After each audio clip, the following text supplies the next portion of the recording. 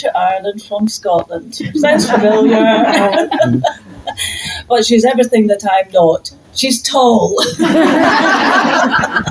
So all I ever wanted to be in life was tall. I'm still working on it.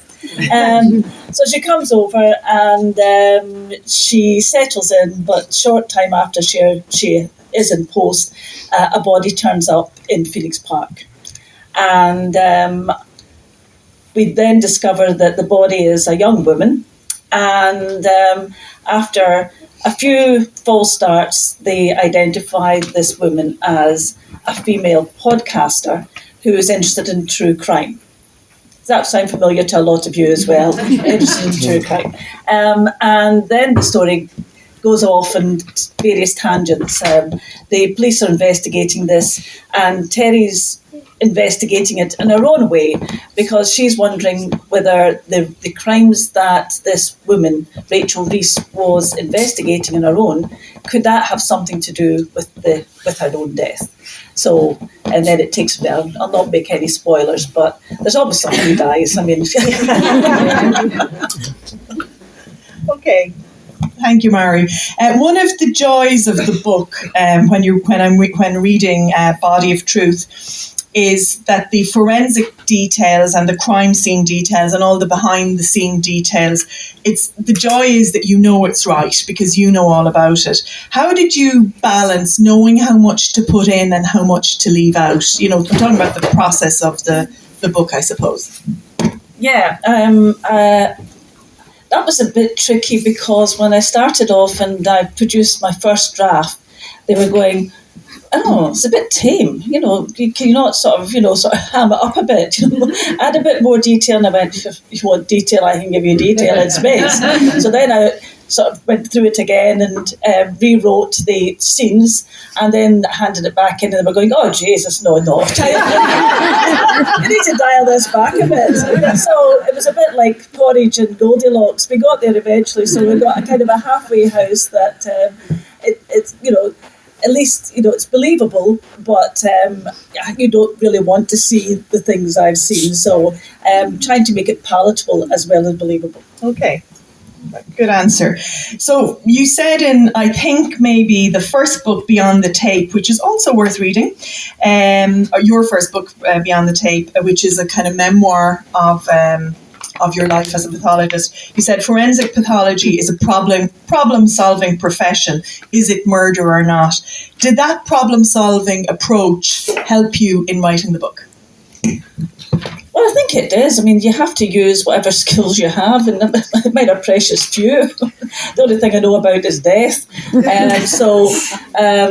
But yeah, I mean, in my normal profession, and it's a bit like yourself, you're faced with a problem and you're trying to work out how best to solve it and how best you can get the information that everybody requires, be that the guards or the families or whoever. And so I think when I was coming to the writing part, then I knew how it was going to start. I had a half an idea of how it was going to finish. And so the problem was getting there. So it was, working my way through it and seeing how I could take a person from A to B without going the quickest route. Yes. Exactly. Which is the way I would normally go. But I was told, no, you can't just start with something and you finish and there's nothing interesting in between. And I said, well, I just like the bad guys to get caught. I mean, that's all I've ever done for 40 years. A quick fire round now, Mary. Terminology. There's autopsy or post-mortem. Which do you prefer? I found that editors love autopsy for some reason. I've always used the word post-mortem, but it causes huge problems because is it a hyphen, is it not a hyphen? And I thought, I'll leave that to my secretary. I just write it down, and whatever she gives me, I go, that looks fine.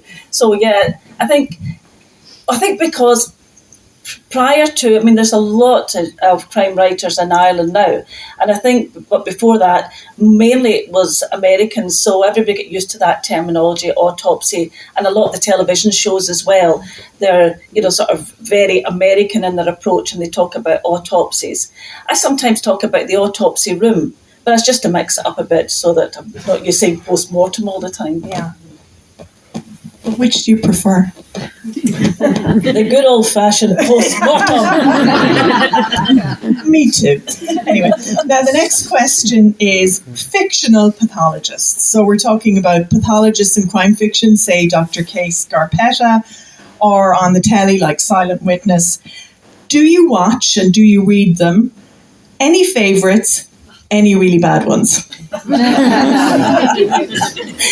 Yes, very interesting. With Patricia, it started off very good, and I think if you do read the Case Scarpetta novels, the very first one, it's part of it set in Dublin. Body of evidence, is it, or no? I think it's post-mortem. I think it is post-mortem. Yeah, I think it is. It's not autopsy; it's post-mortem. And actually, she came to see Jack Harbison.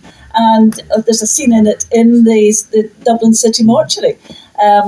So I started off, I did quite like her because, I was unusual in that I was a female forensic pathologist, and there was somebody writing about a female forensic pathologist, and I felt comfortable reading that. But then I think some of it, she then started to go off in these tangents, and she was part of the FBI and heavens knows what. If I did that, the guards would be going to slap me down and put me back in my cupboard again. So then I thought, it's not quite as much fun as it used to be.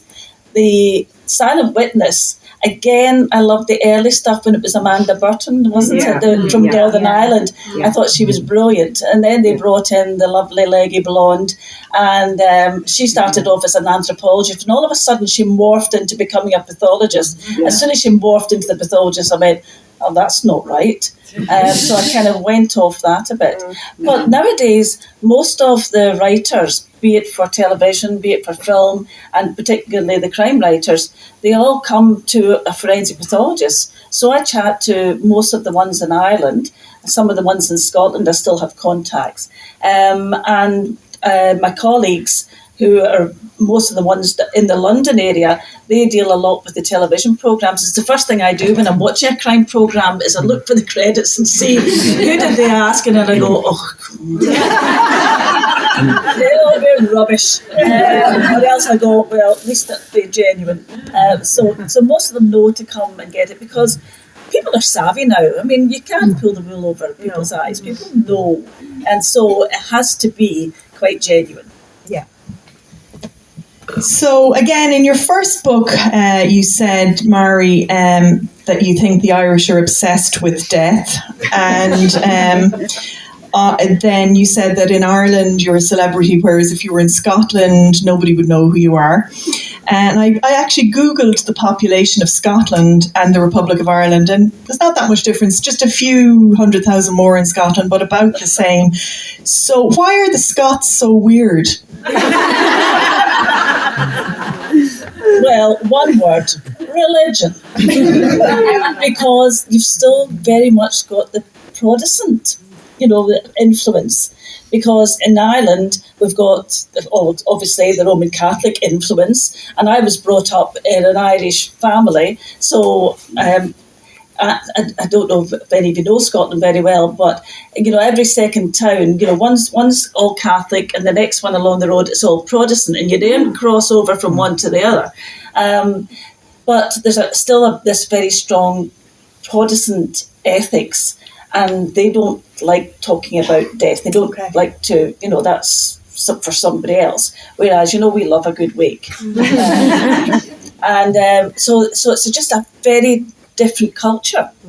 And also, maybe it's because Glasgow was so violent, people did get so used to it. Okay. It wasn't front page news. Very rarely would a murder be front page news in Glasgow. Wow. You'd be halfway through the paper and there'd be a small paragraph, man stabbed to death in Suckyhall Street, and you go, got another one.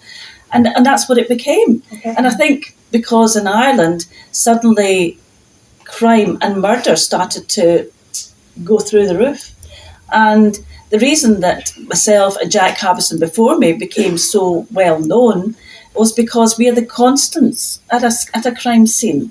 The police change, the forensic scientists change. There's hundreds of all of these people, but there's only one pathologist. Mm-hmm. So people recognised one person coming in there, and as soon as they saw that person, everybody would go, whoa, it's serious. So I think that's how we became known, whereas in Glasgow, nobody had a clue. As I say, the only one come into the equivalent of the DPP's office, and this woman says, that's that wee bludgeon that cuts up dead bodies, isn't it? Yes. And Mary, one of the thing that comes across in the novel Body of Truth is the relentlessness of the pathology job, and your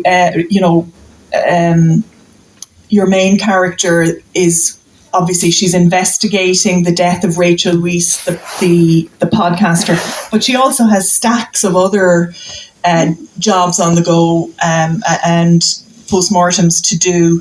And you say in your first book, forensic pathology is all consuming. You can't do it half-heartedly. Long hours, lost weekends. You eat, sleep and breathe death. How did you do it for so long? I don't know why, because the pay was crap.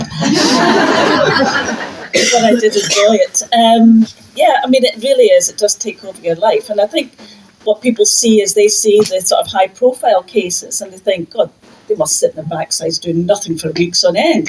Whereas, as you know yourself, there's the coroners investigating all unnatural deaths. So it's not just the suspicious death, it's not just the murders. So road traffic accidents, people who drop dead who haven't seen their doctor for a few weeks.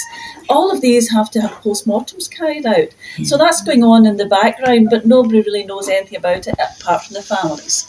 And that's why we try and make sure we don't have a backlog. I mean, if you go to, even Glasgow now, I was appalled. People, it takes a week, 2 weeks, 3 weeks, 4 weeks before they get to have a post-mortem. It's appalling. It's a shame on the families. Whereas Ireland's fantastic for that. It really is, get them in and out as quickly as possible, back to the families and get on with things. But yeah, you just always have to be available. You're a solicitor, that bad things happen out of hours. Yeah. Not a Monday morning at 11 o'clock. If somebody's going to get stabbed, it's going to be a Thursday night, a Saturday, whatever the drink is, that's where the trouble's going to be, and that starts at night. And in another place in one of the books you say, every case starts with a phone call.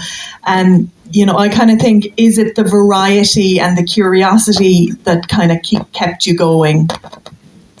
Well, it is. I mean, my worst nightmare would have been to have been a GP.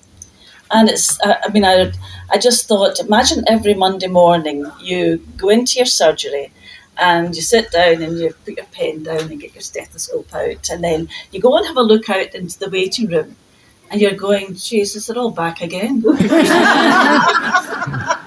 And then you've got to guess which one of them is really sick. I thought, no, I couldn't be doing that. So I liked never knowing what the phone call was going to be about, and then just heading off. But what it did leave me with is a phobia of phones. None of my family or friends would ever dream of phoning me because I'm really quite rude to the point, because I just go, yes. And don't tell me about your granny's sore toe or a cold or whatever it is. What are you phoning me for? Why do you want me? When do you want me? Where do you want me? And that's it. So the guards get used to that over a period of time, and they would just go, hello, yes, Professor Cassidy, can you be in Galway in half an hour? Yes. And people say, do you not even ask what it was? I go, no, I'll find out when I get there. All I need to know is where I have to go, when do you want me there? So, as I say, I hate phones. My big luxury now is I don't have to have this thing attached to me all the time.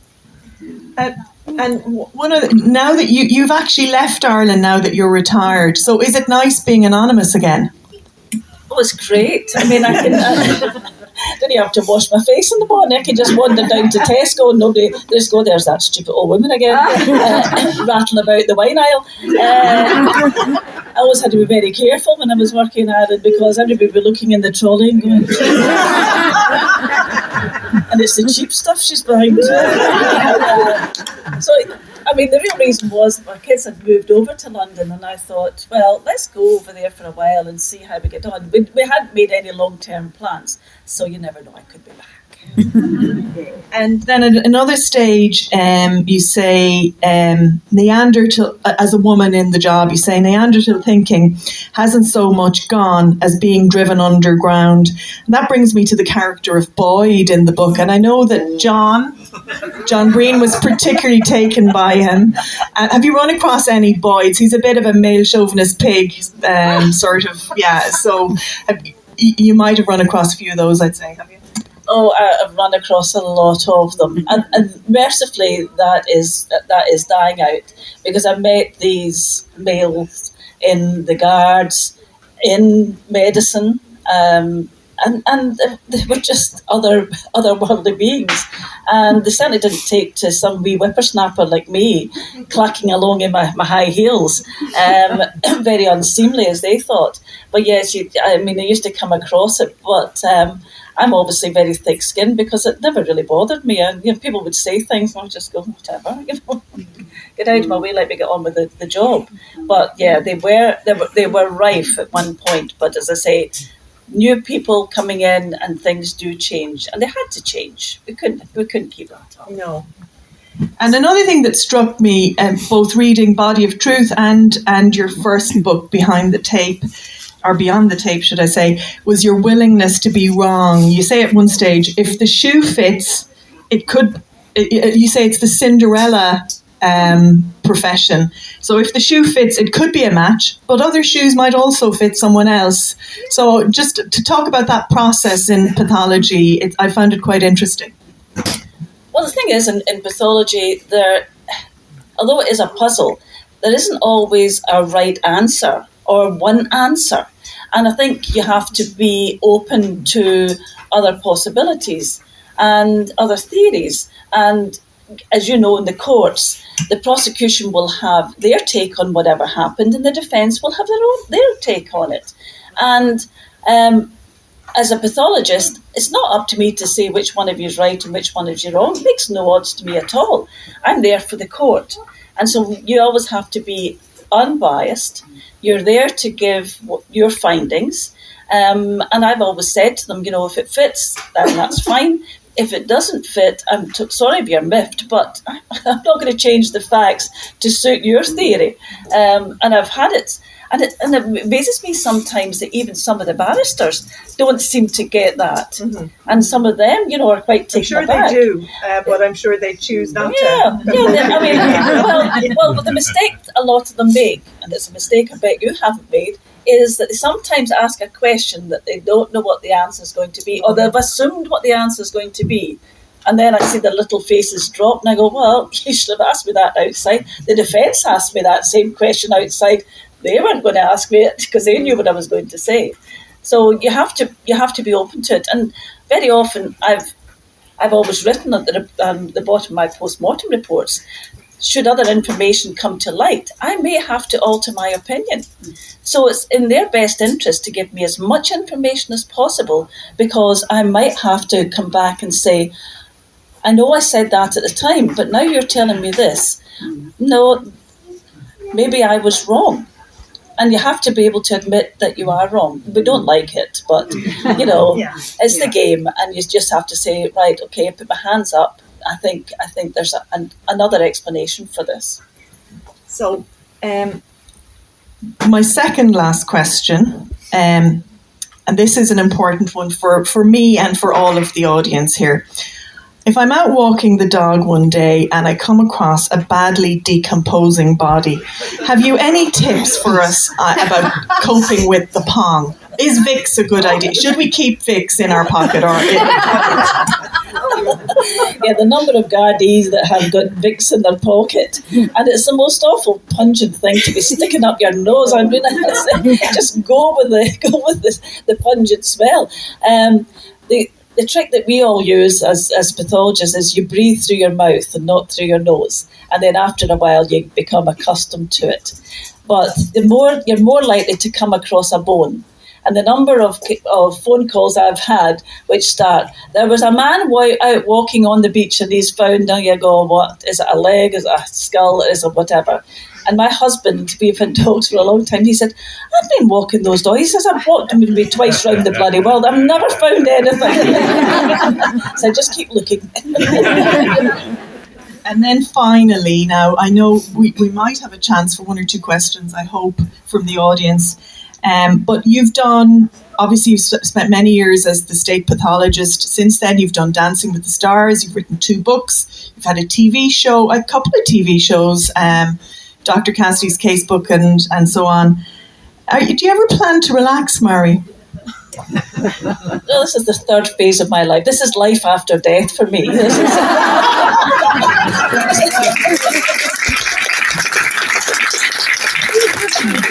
Somebody actually asked me that question quite sincerely the other day. He said, is there an afterlife? And I said, I'm living it. That's brilliant. Now, do we have time for 1 or 2 questions? Okay, so any questions from the audience? Put up the hand and shout fast, lads, because I know there's a lot of people standing, so we don't want to keep people too long. Excuse me, what made you decide to become one like? Become a... What you were working? It was an easy choice for me because at 16 I went to university. Nonsense, they shouldn't have let me in, but far too young, hadn't a clue what I was going to do, but I set off to do medicine and make the world a better place. But then a couple of years and you find, well, that most people get better on their own. The doctors help some people and other people die no matter what you do. And so I decided that we'll cut out the middle bit and I'll just go straight to the dead. And then I can't do any harm at all. And then I discovered forensic pathology, which was very, very dead. And I thought, oh, this is what I want to do. I want to find out why people died, why they died on the Tuesday, they didn't die on the Monday. And so I found it fascinating and I've no regrets going into that and staying in it for so long. Any other questions? Yeah, John Green? Just kind of touches back on Boyd again because I'm curious as to, well, not really him, but as the first female state pathologist here, was there much resistance from like senior Gardaí or the establishment, if you like? Yeah, the boys' club. The old boys' club, yeah, they found it quite disturbing because they were very used to Jack Harbison. And Jack Harbison, I mean, I loved him dearly, but he wasn't that easy to deal with. He had his moments. But yes, there was. They were very sceptical when I came in at first, but then once you've done the job and you've proven what you can do, then they suddenly go, oh well, okay, yes, she can do it. She knows what she's talking about. And I used, because for a long time I used to get, well, Professor Harbin does this and Professor Harbison does it that way, and I would go, well, he ain't here today, and it's me, so we're doing it this way. And then you bring people along with you, and to be fair, a lot of the younger ones coming through were delighted. They wanted to learn more because they could see that there was value in me trying to train them, because I had been doing the job for about 13 or 14 years before I came over to Ireland, so I did know what I was talking about. And the funny thing was, being the first female forensic pathologist in the UK, I mean, I used to go into meetings in a room full like this, and I was the only female. And it was the funny thing because all my forensic pathology colleagues had no problem with me being there at all. Their wives, on the other hand, had huge problems with me being there. Any final question? Then there's one there.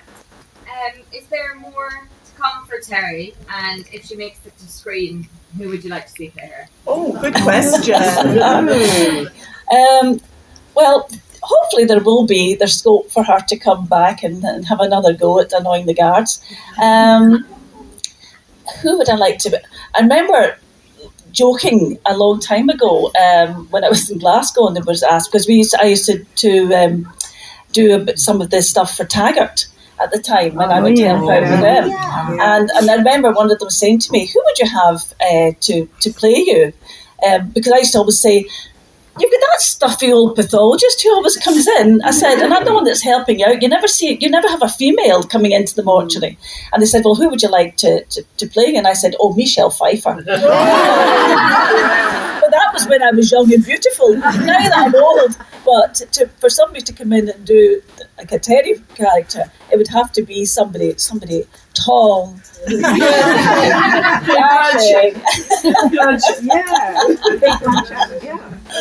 did you say? Kate Blanchett. Oh, excellent idea. Excellent idea. And any one final question, if there is one, and if not, okay. What was your weirdest case? Weirdest? Oh gosh, where do you start? I mean, every case is interesting because of something about it. The mere fact that I've been called out to do it means that there's something odd or unusual.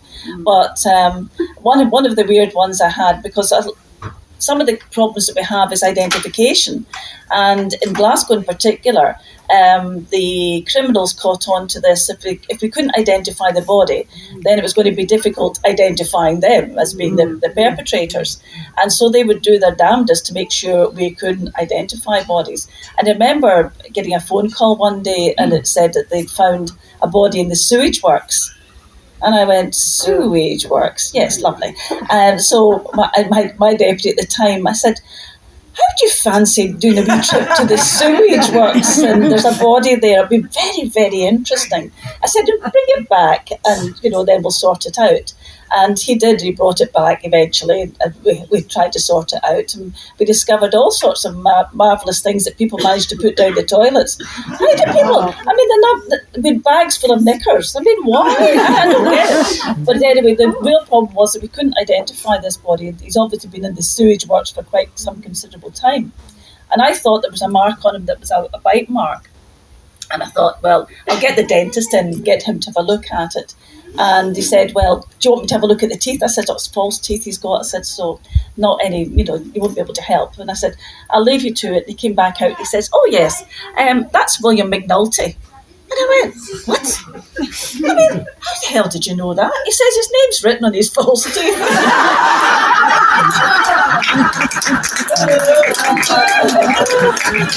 never made that mistake again.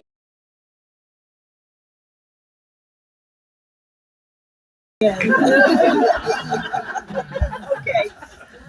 Absolutely brilliant, Mary. And I can tell you, Body of Truth is well worth your time, and she's going to be signing copies here and chatting to everyone afterwards. So a round of applause for the brilliant Mary. Thanks, everyone. As usual at these events, we could stay and listen to these people for hours. But if you give us a couple of minutes, we'll get Mary and Catherine, because Catherine has some books here as well, set up, and she'll sign books for anyone who wants them.